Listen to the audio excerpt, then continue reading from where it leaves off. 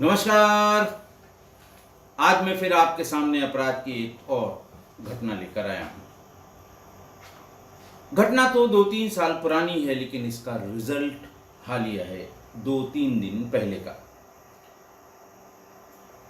राज्य वही मध्य प्रदेश, जिला भोपाल। भोपाल शहर के कटरा हिल्स थाने पर 6 दिसंबर 2021 को कटरा हिल्स इलाके के गोल्डन पार्क में रहने वाली संगीता, जो अपने पति, बेटे आयुष और बेटी के साथ वहाँ रहती थी, वो और उनके एक पड़ोसी आशीष पांडे, जो नेटलिंक सॉफ्टवेयर कंपनी के इंजीनियर थे, ये दोनों दिन में कोई 3:30 बजे थाना कटरा हिल्स पर अपनी गाड़ी से पहुंचे। इंस्पेक्टर के बारे में जानकारी की। इंस्पेक्टर थाने पर मौजूद थे। इंस्पेक्टर साहब से उन्होंने कहा कि मुझे इंस्पेक्टर से बात करनी है। इंस्पेक्टर आए और इंस्पेक्टर से बातचीत की, और उन्होंने ये कहा, संगीता ने ये कहा कि मेरे पति धनराज मीना की लाश मेरे कार की डिग्गी में है, और ये भी कहा मैंने और मेरे प्रेमी आशीष पांडे ने, इन दोनों ने मिलकर मेरे अपने पति की हत्या कर दी है। अब आप सोचिए कि 2 कातिल एक लाश गाड़ी में खुद चलाकर और थाने पर पहुंचकर ये कह रहे हैं कि साहब लाश आपके सामने है और हत्या मैंने की है। खैर, सनसनी मच गई। थाने कैंपस में ये बात सुनते ही जो जहां से आया वो देखने के लिए आ गया। डिग्गी खोली गई। डिग्गी में एक लाश थी, जिसके चेहरे को बुरी तरह से क्षतिग्रस्त किया गया था। प्राइमा फेसी ही लग रहा था कि गला दबाकर हत्या की गई और उसके बाद चेहरे को बिगाड़ा गया। डिग्गी में तमाम खून भरा हुआ था। पूछा गया कि आखिरकार ऐसी क्या बात हुई थी, आखिरकार ऐसी कौन सी बात हुई थी। सबसे पहले पुलिस ने उस लाश को कब्जे में किया, पंचनामा उसका भरा, पोस्टमार्टम के लिए भेज दिया। पूरी जो फॉरेंसिक साइंस की यूनिट होती है डिस्ट्रिक्ट की, भोपाल की, वो वहाँ पर आ गई और जितने फॉरेंसिक एविडेंस कलेक्ट हो सकते थे वो सारे फॉरेंसिक एविडेंस कलेक्ट किए गए। दोनों से पूछा गया। दोनों बहुत बेलौस होकर, बिना डरे हुए, उन्होंने अपनी प्रेम कहानी बतानी शुरू की। उन्होंने ये बताया कि संगीता ने बताया कि मैं और मेरे पति धनराज मीना, जो एक कारोबारी हैं, वो कटरा हिल्स के इलाके में अपने बेटे आयुष और बेटी के साथ 2014 से रह रहे थे, और उनके पड़ोस में जो नेटलिंक सॉफ्टवेयर कंपनी का इंजीनियर था आशीष पांडे, वो भी रहता था। बात लॉकडाउन की है। कोरोना का पीरियड था, लॉकडाउन लगा हुआ था। इसी बीच में धंधा इनका भी बंद था, धंधा उनका भी बंद था। दोनों एक दूसरे के घर आने जाने लगे। इसी बीच जब स्ट्रिक्ट वाला लॉकडाउन थोड़ा ढीला हुआ, शुरू के 10 दिन, हफ्ते 10 दिन, 15 दिन बहुत ज़्यादा कठोर तरीके से आना जाना और काम करना रोका गया था। जब थोड़ा हल्का फुल्का काम धाम शुरू हुआ तो आशीष पांडे तो वर्क फ्रॉम होम करने लगे, और कारोबारी धनराज मीना वो चोरी छिपे अपने कारोबार में लग गया। दिन में वो वहाँ से चला जाता था, और इस बीच में आशीष पांडे, संगीता यानी धनराज की पत्नी, आशीष पांडे उसके घर आ जाते थे। ये प्रेम संबंध इनका आगे बढ़ता चला गया। धनराज को मोहल्ले में किसी ने चिपका दिया कि तुम यहाँ से जैसे ही घर के बाहर निकलते हो चमन में बहार आ जाती है। धनराज ने एक दिन सरप्राइज विजिट किया अपने घर पर, और उसी दिन सरप्राइज विजिट में ही उसने अपनी पत्नी संगीता और आशीष पांडे को रंगे हाथों पकड़ लिया। फिर वही लात घूसे जूतम पैजार सब हुआ, कहना सुनना सब हुआ। आशीष भाग के घर चले गए, ये पीछे पीछे धनराज मीना गया, दरवाजे पे खड़े होकर गाली दी। फिर उसकी पत्नी और बाकी, वो भी शादीशुदा था, उसके और बाकी अड़ोसी पड़ोसी निकल आए, और लोगों ने सब ने कहा कि तुम झूठ बोलते हो, तुम ऐसा करते हो, तुम वैसा करते हो। दुनिया की बातें जो मोहल्लेदारी में होती हैं वो सब होने लगी। संगीता का निकलना बंद कर दिया गया। यही रिवाज है, यही रवायत है। एक बार जब पकड़े गए तो फिर पकड़े जाने के बाद तो कैसे बंद हो जो सिलसिला चल रहा है, उसके लिए जो कर सकता है, जो भी विसिनिटी में है, वैसे ही वो करना शुरू किया गया। लेकिन बातचीत दोनों में होती रही फोन से, और ये तय पाया गया कि धनराज मीना को मारना बहुत जरूरी है। अगर ये नहीं मारा गया तो हम दोनों का मिलना जुलना बंद हो जाएगा। तमाम उसके तरीके ढूंढे गए, तमाम जो सोशल मीडिया पे या तमाम जो क्राइम के सीरियल्स हैं उनका हवाला दिया गया, और फिर ये तय पाया गया कि संगीता ही इसमें लीड ले सकती है, या संगीता ही इस काम को अंजाम में दे सकती है अपने पति को मारने में। आशीष बीच में जैसे ही आएगा शंका हो जाएगी, और फिर वो तैयार हो गई। 6 दिसंबर 2021 की शाम को धनराज जैसे ही घर पहुंचे, संगीता ने बताया कि कोरोना अपने पीक पर है और आज मैं एक काढ़ा ले आई हूँ। जो भी ट्रेडमार्क उसका उस समय जो ट्रेडमार्क बहुत मशहूर था, वही काढ़े की बात बताई, और इसको पीना बहुत ज़रूरी है। मैंने पी लिया है, तुम भी पी लो, कहीं कोरोना की चपेट में ना आ जाओ। भय उस समय सभी को था। धनराज ने फौरन एक गिलास काढ़ा, वो जो संगीता ने दिया, उसको पी लिया। उसमें 10 गोलियां नींद की मिलाकर संगीता ने अपने पति धनराज मीना को दी थी। थोड़ी देर बाद धनराज को नींद आ गई। तभी संगीता ने आशीष को बता दिया कि वो सो गया है, अब आ जाओ। इसके बाद हथौड़ी और डंडे से सिर पर हमला करके धनराज ने हत्या कर दी।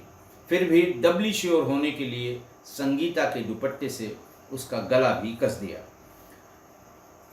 शव को बोरे में भरकर आशीष ने अपने कार की डिग्गी में रख लिया। मंगलवार की सुबह करीब 9 बजे दोनों शव को ठिकाने लगाने के लिए घर से निकले, संगीता भी और आशीष भी। सुबह तकरीबन 9 बजे दोनों शव को जब निकले तो वहां बाईपास से होते हुए कोलार डैम की तरफ गए। रास्ते में बातचीत भी करते रहे। जो जो सीरियल देखकर उन्होंने ये दिमाग लगाया था, उसमें अंत में मारने वाले का जो हश्र होता है वो भी डिस्कस करने लगे। धीरे धीरे इस नतीजे पर संगीता और आशीष इस नतीजे पर आए कि जब प्यार किया तो डरना क्या। ऐसे उल्टे सीधे काम करने के बाद ये फिल्मी लाइनें ही याद आती हैं। तरह तरह की हैं, बहुत ढेर सी हैं, और आप सब जानते हैं, बहुतों का जिक्र मैं कर चुका हूँ। तो ये तय पाया गया कि देखो पुलिस तो पकड़ लेगी ही, आज नहीं तो कल पकड़े जाएंगे। फलां वाले सीरियल में देखो फलाने का यही हुआ, 8 महीने बाद पकड़ा गया, फलाने में 2 साल बाद पकड़ा गया, लेकिन पकड़ा गया। पकड़े जाएंगे तब तक डर डर के जिए, तब तक पुलिस के आसपास घूमें, फिर पुलिस हमको बुलाए, बेइज्जत करे। इन सब से बढ़िया है सीधे बॉडी लेके पुलिस के पास चलो और पुलिस को बताओ कि मैंने ये किया है, और हो सकता है हमारी ईमानदारी की वजह से पुलिस हम पर थोड़ा सा रहम कर दे या रहम करने लगे। यही सोच के दोनों बॉडी को लेकर थाने पर पहुंच गए और पहुंचते ही उन्होंने अपना गुनाह कबूल कर लिया। अच्छा, संगीता इतनी शातिर कि जब पूरा प्लान तैयार कर लिया तो अपने दोनों बच्चों को पास में रहने वाली अपनी बहन के घर भेज दिया। बहन ने पूछा कि ऐसी क्या बात हो गई, अभी तो कहीं आना जाना भी नहीं। उसने कहा नहीं, मुझे कहीं ज़रूरी काम से आज जाना है, बच्चों को अपने पास रखो, मेरा काम जैसे ही हो जाएगा मैं बच्चों को ले जाऊंगी। जबकि वो उस दिन यानी सोमवार को यानी 6 दिसंबर 2021 को कहीं नहीं गई थी।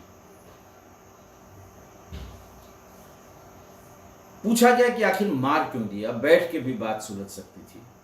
तो उसने कहा देखिए, चूंकि उसने हम लोगों को रंगे हाथ देख लिया था तो वो बार बार ताने देता था और ये कहता था कि मैं तुमको नर्क में ढकेल दूंगा। धनराज अपनी पत्नी से कहता था और ये भी कहता था कि आशीष को तो मुझे मारना ही है, मैं उसे ऊपर पहुंचा दूंगा। और इसीलिए हम लोगों ने डिसाइड किया कि अगर हम लोग नहीं मारेंगे तो वो हम लोगों को मार देगा। आशीष भी पढ़ा लिखा था, कोई ऐसा नहीं कि वो लंपट टाइप का, और उसने कहा कि नहीं हम इसको मार देंगे। आशीष मूलतः शिवपुरी का रहने वाला था। उसने IITM ग्वालियर से 2012 में BE किया था। उसके बाद से वो नेटलिंक में जॉब करने लगा। उसकी पत्नी एक निजी स्कूल में टीचर हैं।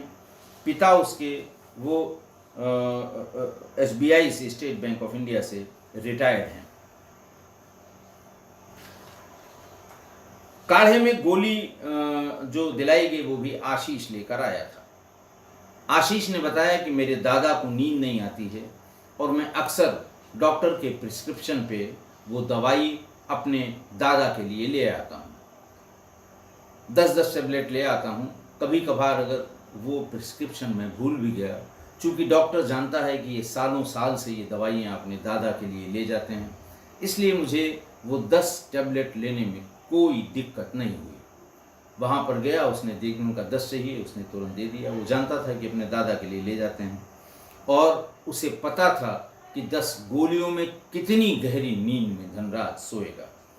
और घटना वाली रात आशीष ने अपनी पत्नी को ये बताया कि उसकी आज नाइट शिफ्ट है, इसलिए पत्नी को भी कोई संदेह नहीं हुआ कि नाइट शिफ्ट उनकी लगती रहती है और वो जाते रहते हैं, तो इसलिए उनको कोई शक नहीं हुआ और जाकर उन दोनों ने मिलकर उसकी हत्या कर दी और फिर पकड़े गए।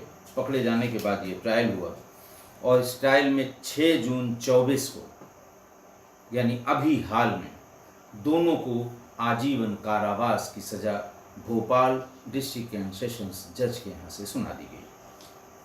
आज की घटना देखिए, मैं बार बार ये बात कहता हूँ, हर बार रिपीट करता हूँ ऐसी घटनाओं के बाद कि घर में अगर कोई लड़की या महिला है तो किसी को भी घर में फ्री एक्सेस मत दीजिए। किसी को मतलब किसी को, नात हो, रिश्तेदार हो, दोस्त हो, जानने वाला हो, दूर का हो, नज़दीक का हो, किसी को मत दीजिए। कायदे से तो संगीता को ही मना कर देना चाहिए कि जब आशीष घर पे रहें तब आया करिए, लेकिन अब वही है कि जब दोनों ही तरफ से इस तरफ की बातें थीं तो वो क्यों जाने से डरता या क्यों न जाता और क्यों संगीता मना करती। अगर आप अपने घर पे नज़र नहीं रखते हैं तो धोखा आपके साथ भी हो सकता है। ऐसे लोगों को देखिए कोई हया, लिहाज, लाज, शर्म नहीं होती। अब आप सोचिए कि बॉडी लेके चलिए, बहुत बड़ी गलती की इसने, पति को मार दिया, प्रेमी के साथ मिलकर पति को मार दिया, लाश को थाने लेके चले गए, जरा सा भी प्रायश्चित नहीं। लैला मजनू की तरह मशहूर होना था, हीर रांझा की तरह मशहूर होना था कि आगे भी लोग संगीता और आशीष का नाम लेकर कहें कि वाह भाई वाह, प्यार हो तो ऐसा हो। अब जब आप खुद लाश को थाने पर लेकर गए हैं, बता रहे हैं इस तरह से मारा है, फॉरेंसिक एविडेंस सब आपके अगेंस्ट हैं, मौके पर कहने सुनने की कोई गुंजाइश नहीं है। आपका स्टेटमेंट कन्फेशनल स्टेटमेंट है। फिर आपको सज़ा से कौन रोक सकता है? गनीमत है मौत की सज़ा नहीं सुनाई गई। भाई ये मान लिया था कि पुलिस अंत में पकड़ ही लेगी, बॉडी कहीं बरामद होती, कहीं फेंकते, बरामद होती, 4-6 घंटे या 4-6 दिन 10 दिन पहचान में लगते, पहचान हो जाती, पूछताछ शुरू होती, मोबाइल और सीडीआर देखे जाते। फिर आपके पास मौका था कि साहब ये मोबाइल तो मेरी पत्नी इस्तेमाल करती, मेरी पत्नी और उनके बड़े संबंध हैं, अच्छे संबंध हैं।